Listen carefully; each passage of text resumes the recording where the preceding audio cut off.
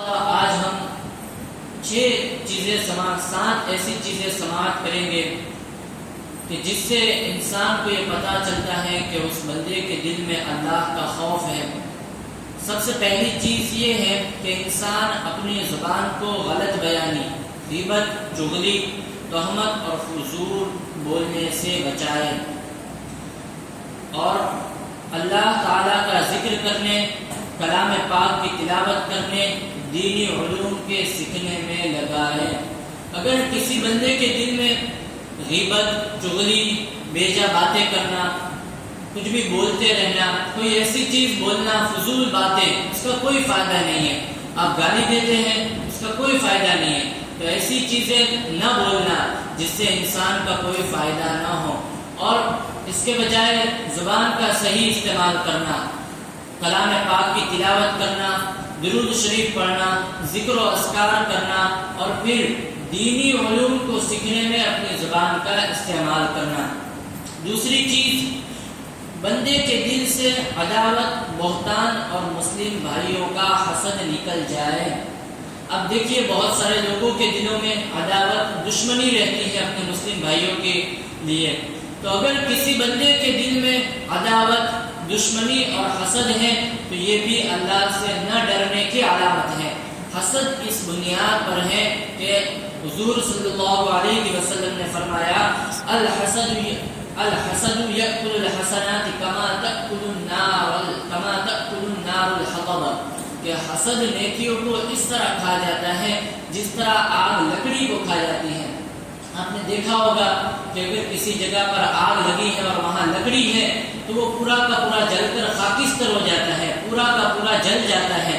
تو جس طرح آگ تیزی سے لکڑی کو جلا دیتی ہے، اسی طرح اگر کسی بندے کے دل میں حسد ہے تو حسد اسی طرح بندے کی نیکیوں کو جلا دیتا ہے۔ جس طرح آگ اگر لکڑی سے لگی اور جیسے ہی لگی، پہلے حصے میں لگی تو آخری حصہ آپ دیکھیے پورا خاک ہو گیا، اسی طرح اگر کسی بندے کے دل میں کسی بندے کے متعلق تھوڑا بھی حسد ہے تو وہ اس کی تمام نیکیوں کو جلا کر خاک کر دیتا ہے۔ تیسری چیز، اس کی نظر حرام کھانے پینے سے اور حرام لباس وغیرہ سے محفوظ رہے، اور دنیا کی طرف لالچ کی نظر سے نہ دیکھے، بلکہ صرف عبرت پکڑنے کے لیے اس کی طرف دیکھے، اور حرام پر تو کبھی اس کی نگاہ بھی نہ پڑے۔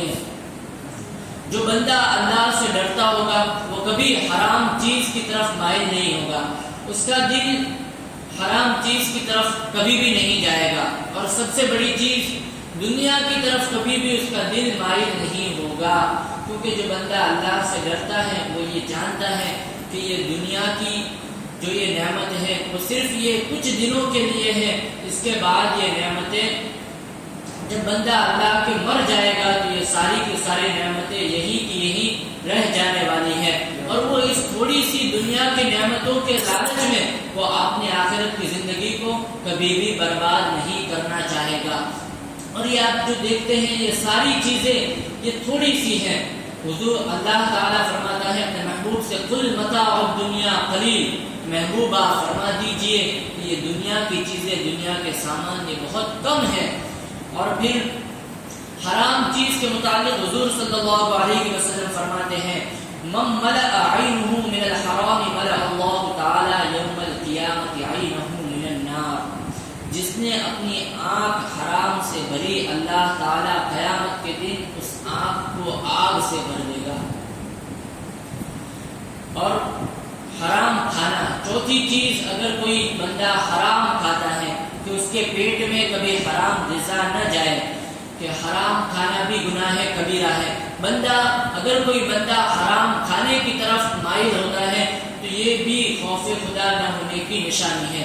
کیونکہ اگر بندہ حرام چیز کی طرف جاتا ہے تو وہ یہ سمجھتا ہے کہ میں کھا رہا ہوں، کوئی مجھے دیکھ نہیں رہا ہے۔ جو بندہ اللہ سے ڈرتا ہے اسے ضرور اس بات کا یقین ہے کہ یہ کھانا حرام کا ہے، اگر میرا اللہ قادر ہے، رازق ہے، مجھے کہیں سے بھی رزق دینے والا ہے، میرا اللہ اسباب کو پیدا کرنے والا ہے، اگر میں یہ حرام کھانے کو نہیں کھاؤں گا تو میرا اللہ اس بات پر قادر ہے کہ مجھے کھائے پیے بغیر بھی زندہ رکھ سکتا ہے۔ اور حضور صلی اللہ علیہ وسلم فرماتے ہیں اذا وقعت لقمة من الحرام في بطن ابن آدم لعنه الله كل ملك في الأرض والسماء ما دامت تلك اللقمة في بطنه وإن مات على تلك الحالة فمأواه جہنم. حضور صلی اللہ علیہ وسلم نے ارشاد فرمایا بنی آدم کے پیٹ میں جب حرام کا لقمہ پڑا تو زمین و آسمان کا ہر فرشتہ اس پر لعنت کرے گا جب تک وہ لقمہ اس کے پیٹ میں رہے گا. اگر اسی حالت میں مر گیا تو اس کا ٹھکانہ جہنم ہے. کہ انسان جب حرام کوئی چیز کھا لے تو جب تک وہ حرام کا لقمہ اس کے پیٹ میں باقی رہے گا زمین و آسمان کے جتنے فرشتے ہیں اس پر لعنت بھیجتے رہیں گے. اور یہ بھی فرمایا گیا کہ حرام کا لقمہ اگر کسی بندے کے پیٹ میں ہے تو اس کی دعائیں قبول نہیں کی جاتی ہے. اور اگر وہ اسی حالت میں مر گیا کہ اس کے پیٹ میں حرام کا لقمہ موجود ہے تو اس کا خاتمہ ایمان پر نہیں ہوا. لہٰذا ہمیں چاہیے کہ ہم اگر چاہتے ہیں کہ ہمارا خاتمہ ایمان پر ہو تو سب سے پہلے یہ دیکھیں کہ ہم جو لقمہ کھا رہے ہیں جو نوالا ہمارے پیٹ میں جا رہا ہے وہ حرام کا ہے یا حلال کا ہے. کیونکہ اگر ہمارے پیٹ میں صرف ایک لقمہ حرام کا چلا گیا تو زمین و آسمان کے سارے فرشتے ہم پر لعنت بھیجیں گے. اور اگر اسی حالت میں موت ہو گئی تو یہ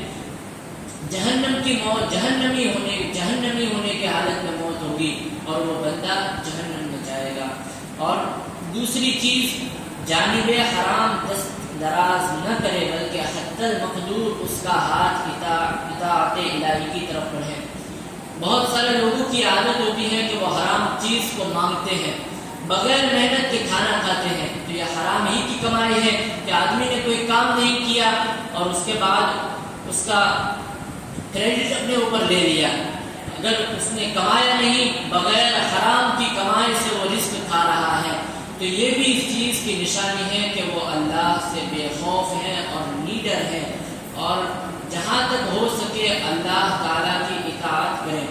حضرت کعب بن احبار رضی اللہ تعالیٰ عنہ سے روایت ہے کہ اللہ تعالیٰ نے